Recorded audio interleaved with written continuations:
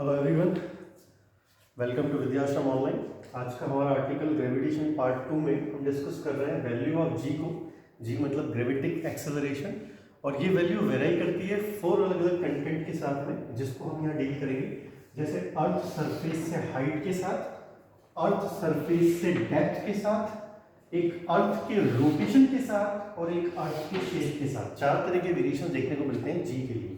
ठीक है, तो एक एक करके अपन चारों को देखते हैं। पहले अपन यहाँ समझते हैं हाइट के साथ।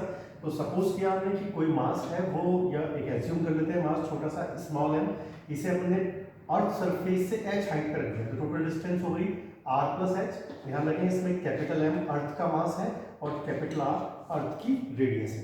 अब इस मास पर जो फोर्स लगेगा वो g में ऊपर r प्लस h का होल स्क्वायर, ये अपन ग्रेविटेशनल लॉ से लिख रहे हैं, यूनिवर्सल ग्रेविटेशनल लॉ से। इस फोर्स को ही अपन एक्सेलरेशन में कन्वर्ट करेंगे। तो अगर इस पर इतना फोर्स लग रहा है तो इसका एक्सेलरेशन mg होगा। यहाँ मैं gh से इंडिकेट कर रहा हूँ h हाइट पर एक्सेलरेशन को। तो ये h हाइट हो गया, और इन दोनों में से अगर मैं r कॉमन निकालूं तो वो स्क्वायर हो जाएगा बाहर निकल के, तो 1 माइनस h अपॉन r अंदर बचेगा, होल स्क्वायर है। और gm के साथ लिख दिया ऐसे, ये स्मॉल g की वैल्यू होती है। वैसे जो g होता है अर्थ सरफेस पे, वो हमेशा gm upon capital R square होता है। उसकी वैल्यू 9.81 मीटर पर सेकंड स्क्वायर आती है, ऐसा अपन पिछले वीडियो में सीख चुके हैं। तो अब इस वैल्यू को अपन g रख देते हैं।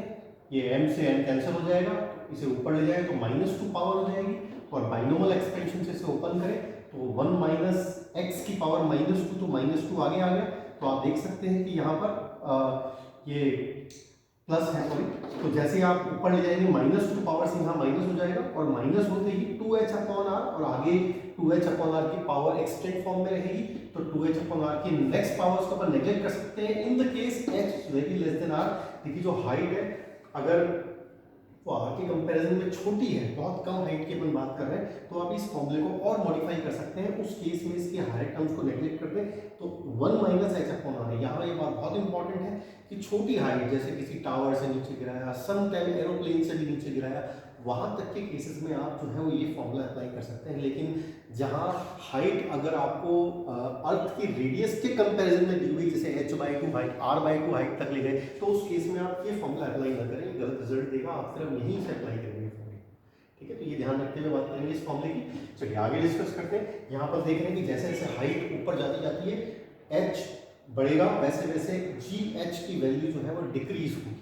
तो यानी इसकी मैक्सिमम वैल्यू अर्थ के सरफेस पे होती है, ऐसा अपन देखते हैं। अब डेप्थ में क्या फर्क पड़ेगा वो देखें। तो हमने एक अर्थ एज्यूम कर ली और उससे हम x डेप्थ पर आ गए, तो यहाँ मैंने मास को रख दिया है। अब इस पर जो फोर्स लगेगा ये केवल अंदर वाली अर्थ जो मैंने शेडेड पार्ट से बनाई है, इसी पार्ट के कारण जो फोर्स लगेगा, अट्रैक्शन का वो लगेगा, क्योंकि बाकी पार्ट इसके बाहर है और ये मास जो है वो उस बचे हुए पार्ट के अंदर आ चुका है, इसलिए ये उस पर ग्रेविटिक फोर्स लगाएगा। तो यहाँ मैंने m को इंडिकेट किया है m डैश से।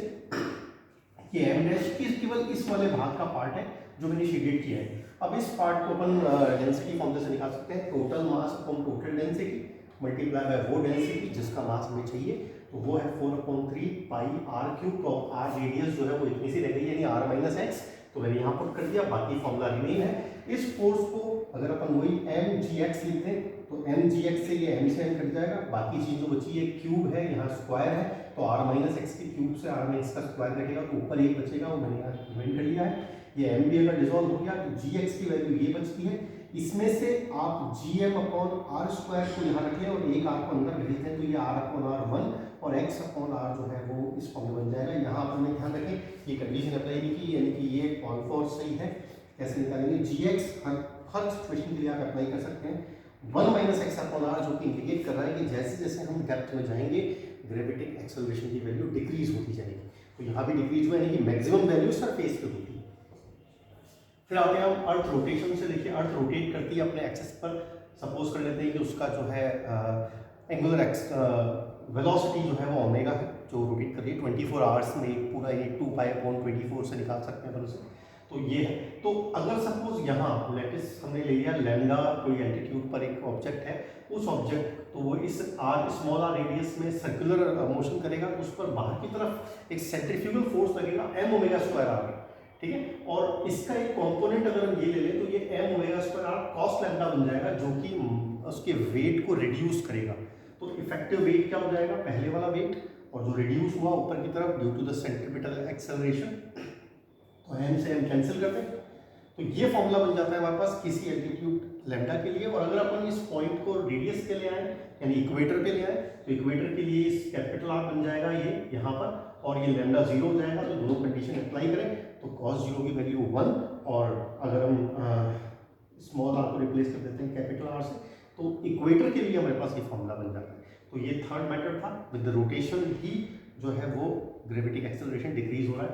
अब आते हैं शेप पर, तो देखें अर्थ का शेप स्फेरिकल नहीं होता है बल्कि इलिप्टिकल होता है। वो पोल से थोड़ी सी छोटी होती है, यानी कि जो उससे रेडियस अराउंड का पोल है वो थोड़ी सी कम होती है।